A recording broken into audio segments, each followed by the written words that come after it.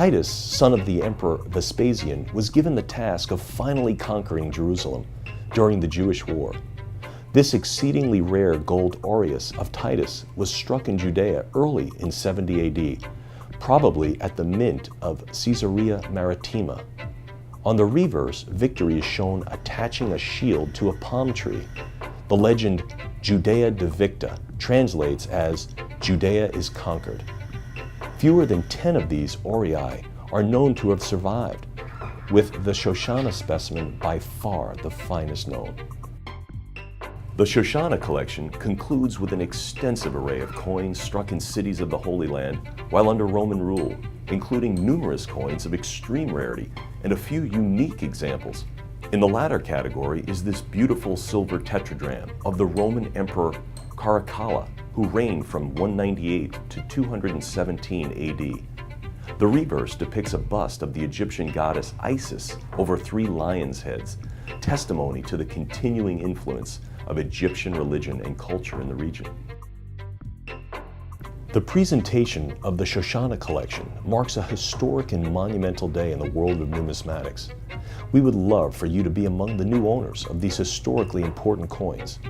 Please join us in person in New York on March 8th and 9th, or on our website at ha.com/3003. Good luck.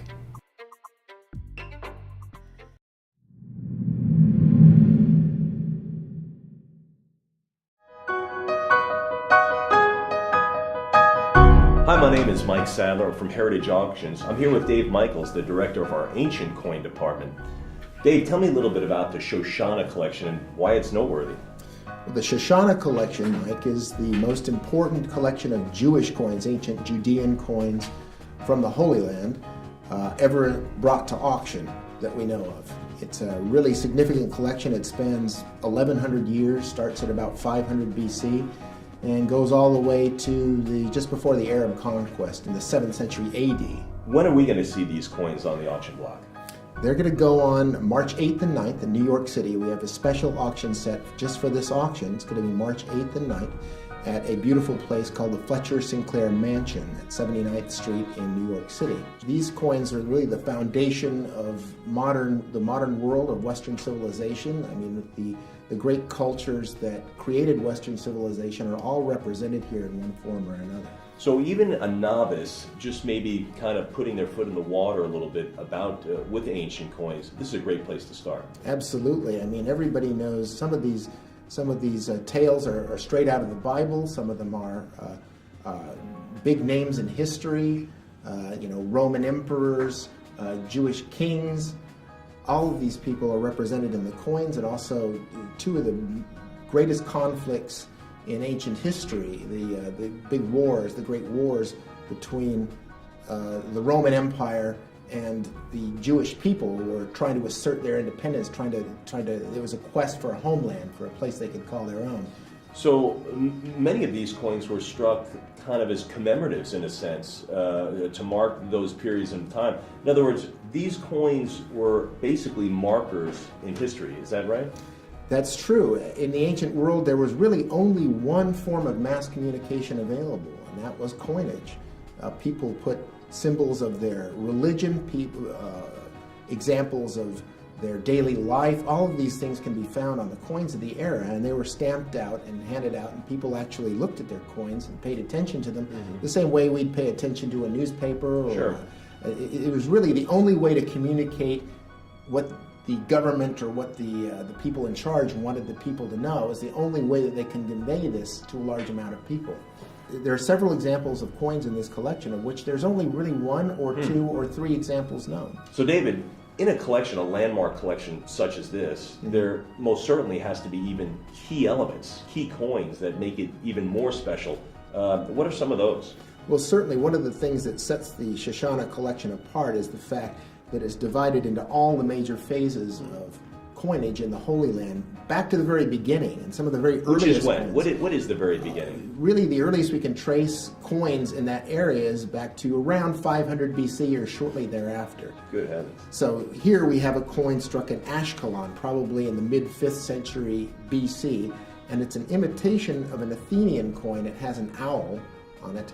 And the owl is standing facing, much like the coins of Athens that were struck right around this time, right around 480 BC. There was a decagram of Athens, a much larger coin, and here we have it almost copied in miniature with the facing owl. And the little letters, little Aramaic letters up in the corners of the inque said this little square right here indicate that it's struck in the city of Ashkelon, which is still in Israel. Let's delve into the collection just a little bit more. Sure. You mentioned some key elements, some key pieces. We touched on one. What's another example? Well, here you have a coin struck in Gaza. Gaza, of course, it was famous from the Gaza Strip today, but it was an important city in the Holy Land in ancient times.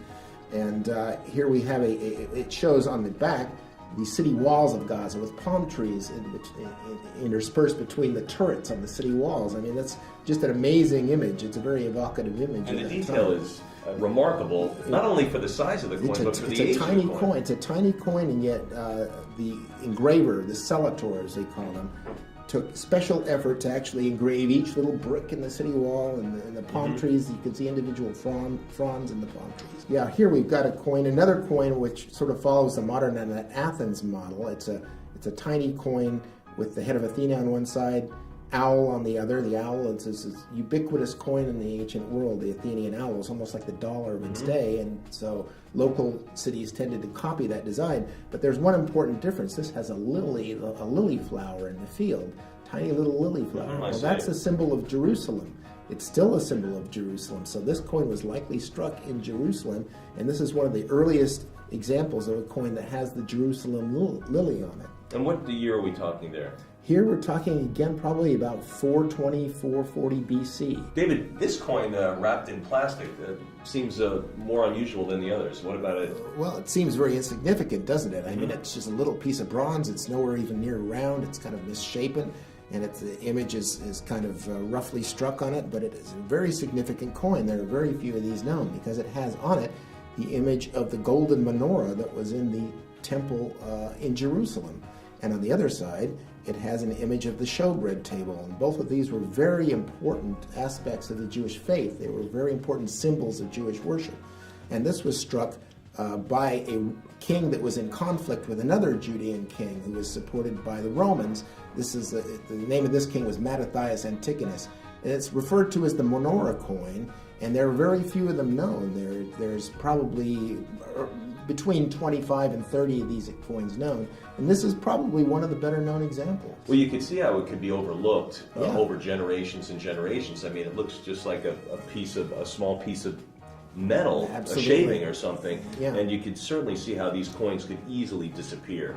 It's kind of a miracle. The survival of some of these coins is almost miraculous, but we can thank the ancient instinct for people to hoard things, to set them aside. And of course, there were no banks in the ancient world, so coins often got hoarded and then they got buried in times of stress, when there was an invasion or when something was going on that would make people want to hide their wealth. And then thousands of years later, somebody digging a roadbed, somebody doing some construction, they find these things. And they've been finding coins in the Holy Land for hundreds of years that date back thousands of years. Hi, we're here at Heritage Auctions talking to David Hendon, researcher, cataloger, author, and certainly impressed by this incredible Shoshana collection. It's an amazing collection, Mike. I've been doing this for about 45 years, studying these coins, and this is the best collection I've ever seen brought to auction in that time. And one of the things that you should know is, or one of the things that's happening here is that basically, as the owner of the Shoshana Collection is selling it, the collection is moving on to new caretakers. Of course. But some of the coins here came from Teddy Kollek, the legendary mayor of Jerusalem, who was a coin collector. Some of the coins here came from the famous financier Nelson Bunker Hunt. Other ones came from the famous Bromberg collection early in the 1990s. There are others that came from other students, scholars, politicians, and archaeologists, and it's really just what happens with coin collections. We never really own these coins permanently. We just take care of them while we own them, and then they go on to somebody else. And as David Michaels told you, these coins go back to the 5th century BC. So, And that coin's luster is this comes right out of it. This is original luster. The Bar Kokhba coins barely circulated. I mean, after all, the war only lasted for 3 years, actually 2.5. After the war was over, the coins were invalidated, and many of them were stuck away in rather large hoards. It's especially true for Bar Kokhba coins. They were buried in rather large hoards, and they accumulated debris and patina on them.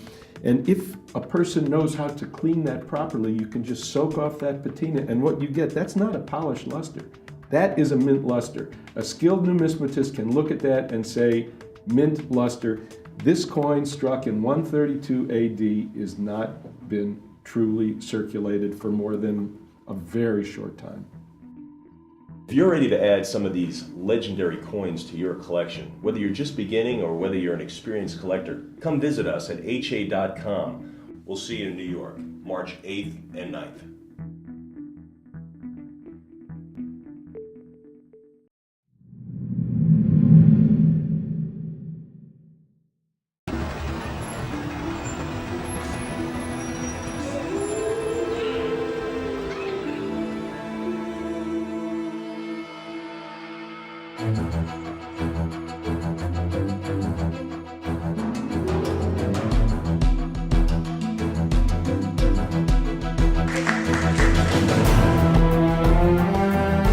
I think that the Shoshana Collection is probably the largest collection of ancient Jewish and city coins, local coins, from ancient Israel, ancient Holy Land that's ever been brought to market. 525,000. 550,000. Still on my right at 700,000, 750,000, 800,000. 850,000 on my left. 900,000. 925,000. 925,000. The bidder number 230.